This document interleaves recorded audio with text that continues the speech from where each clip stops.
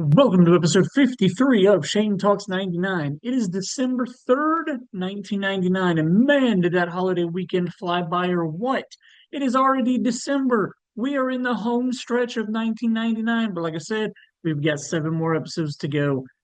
And looking back on the previous 52 episodes that I've done, never up until this point did I ever consider just skipping a week. I have never been like I'm not interested in recording an episode because I love talking about all these movies from 1999, but I can't lie.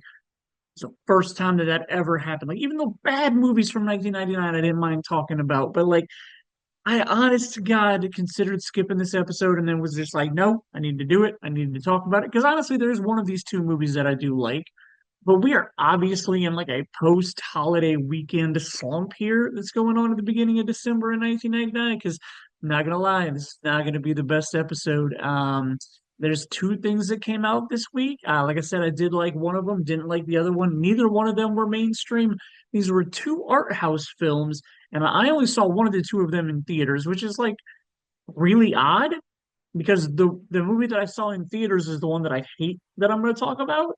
The movie that came out this weekend that I really like was one that I didn't catch until later on video. So like the movie I did like this weekend is a movie called The End of the Affair. It opened on December 3rd of 1999 on seven screens. This post-holiday movie. Its opening weekend, it only brought in $198,000. So not a lot. It would eventually go on to hit a grand total of like $10 million after it like expanded to about 680-ish screens and whatnot. I honestly have no confirmation if this ever played in Indianapolis or not. I know I didn't see it in the theaters. Castles and Arts could have had it. I may have just missed it. It's very possible. I could have been very busy working or watching mainstream movies that are about to start coming out. I don't know. I just do know that the end of the affair I did not see until I caught it on video that I rented from VH1 Video. So the film that I hated this weekend is a movie called The Sweet and Lowdown, which I know that I saw at Castleton Arts. It opened on three screens this weekend and brought in $94,000. So like between the two of them, like two movies put together, about $250,000.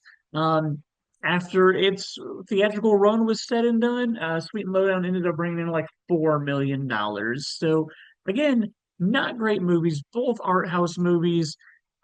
Nothing to write home about this weekend. You've heard me talk multiple times about how I need to be doing some shorter episodes. This is definitely going to be a short episode. I'm going to do my best to stay on topic. Don't do any tangents. Can't make that promise, but we'll see where I go.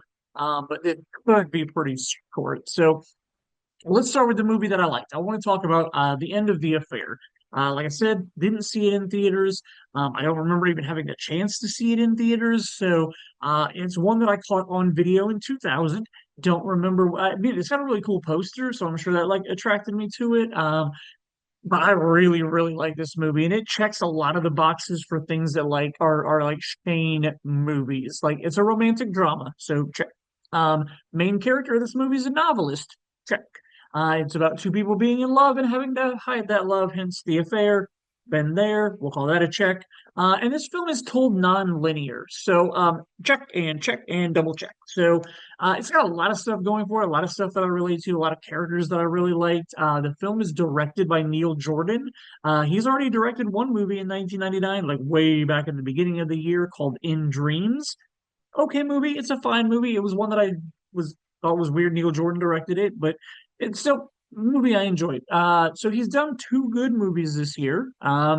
He's also responsible for directing The Crying Game, Interview with a Vampire, and Michael Collins.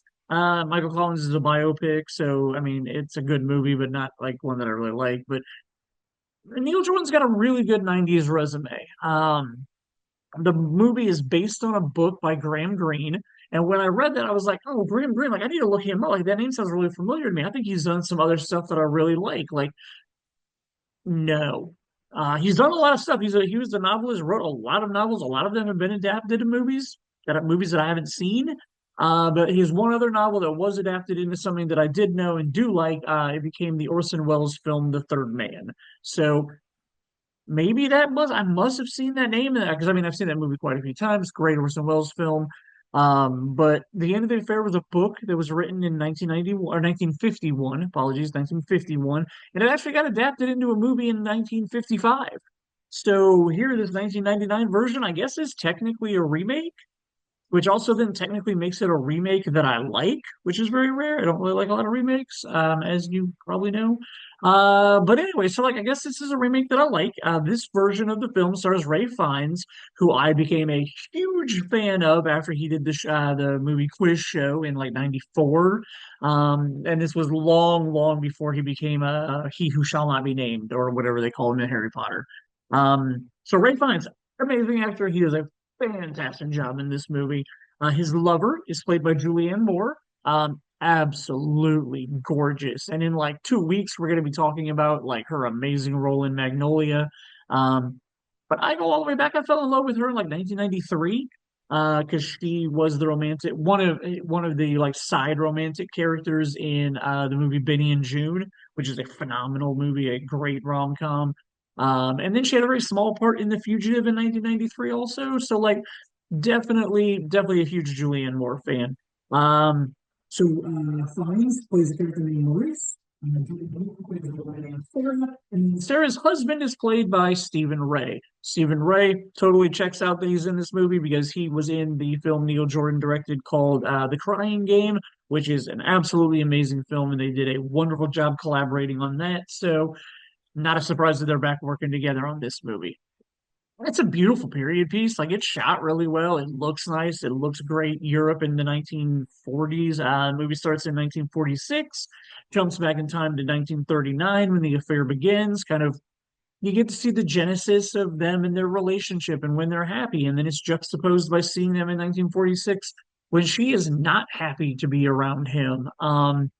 But again, like there's a lot of layers to peel back in this relationship story, and like what you think is going on, like you find out it's not really going on. Now, like it's what's really going on isn't like the greatest thing. Like it's very spiritual, religious as to why she ends the affair, but like she has her reasoning, and so like as the movie develops and whatnot, they do a really great moment, a very Rashomon moment in the film where like an incident happens and we see it from the male's perspective, Maurice's perspective. And so we're kind of just like, why is she acting this way? Why is this going on? And then later on in the film, we then get to see it from her perspective of what was going on in that scene and why she's acting the way she is. Really well done. Again, I like nonlinear stuff. I like movies that do this type of trick with its storytelling technique. I really enjoy it, and I think it's pulled off really well in this film. So like, I like it. I probably wish I didn't like this movie. Like, there's some stuff that's probably a little too hits too close to home with me for some relationships in the past or whatnot. But like, I do really enjoy this film, and then like into the movie, like this movie goes full like 100% Nicholas Sparks on you at the end of the movie. They're starting to get back together. She, you know, goes away from her husband again for a while to spend time with Maurice. And then just like boom, let's throw the audience for a loop with what's how this movie is going to end. So this is one, I'm not going to spoil the end, but it's probably don't see it coming. I'll just put it that way. Well, except for the fact that I just told you it's a Nicholas Sparks like ending, so you probably have a good idea of what's going to happen. So that is the end of the affair. A movie I really, really did enjoy. I wish I had seen it in the theaters in 1999. Unfortunately, I didn't.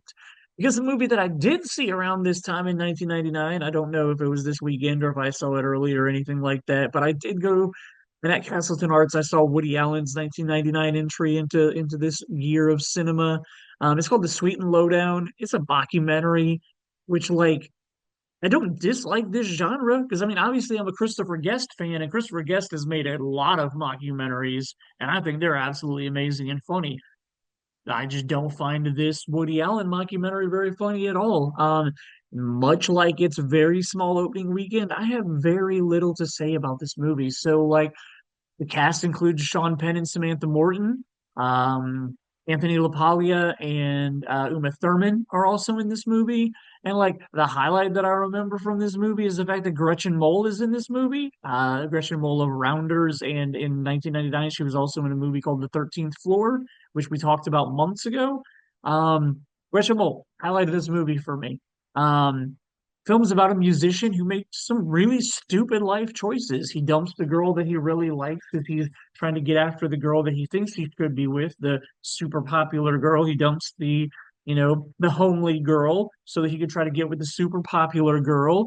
And then when he gets with her and is with her for a while, she ends up cheating on him, and he realizes, oh man, like that's who she is. Why was I with her? I should go back and get with the girl that was actually good for me. And when he does that, he finds out she's already moved on. She's happy. She's married. I think she has kids. Like he completely, loses the girl that he lusted after, and loses the girl that he actually, at one point was, madly in love with, and or he wasn't really madly in love with her at that point, but like realizes that he was when it's too late. And so, like,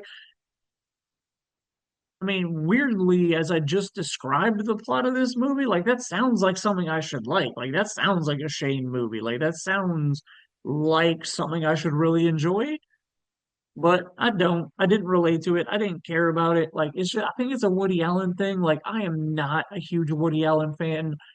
Let me change that. I'm not a huge like New York City Woody Allen fan, like Annie Hall and like all those, ones that he did. Well, I don't even think this movie takes place in New York City. Now that I say, I think this one actually takes place in like Chicago or something. But like, okay, I'm not an American Woody Allen fan. Because when Woody Allen, when he goes to Europe later in his career, he makes some absolutely amazing films that I do super love. That like, I finally was like, oh wow, this is why people used to think, or like people think that Woody Allen is a good filmmaker, like long before I ever did. Because like mid 2000s he moved the location of a lot of his films over into Europe and did like Match Point in London, Vicky Cristina Barcelona in Spain, and then Midnight in Paris in France. Like did all of these movies that are set in Europe, and man do I love all three of those movies. And I'm pretty sure there's some like Goop, if I remember right. I think that was a Hugh Jackman one that they did. I want to say that that was in Europe also. I could be wrong about that, but anyway, like at that point in his career, when he moved the plots of his things like over to Europe, like I dug Woody Allen at that point. Can't tell you the last Woody Allen movie I saw, to be honest, but like anyway, the Sweet and Lowdown. But let's go back to 1999. That was a tangent. Apologies. I said I'd do a short episode. The Sweet and Lowdown, despite the fact that the plot sounds like something that I should really love, guy makes really stupid, terrible life choices, loses the girl that he should be with, you know. Other than that, I hate this movie. Didn't like it at all. Don't enjoy it. Don't enjoy the performances. Um, that's just me. Like I said, I don't get that period Woody Allen stuff. So told you I was going to do a short episode wrapping this up. We will be back with some mainstream movies next week and probably a lot more stuff for me to talk about.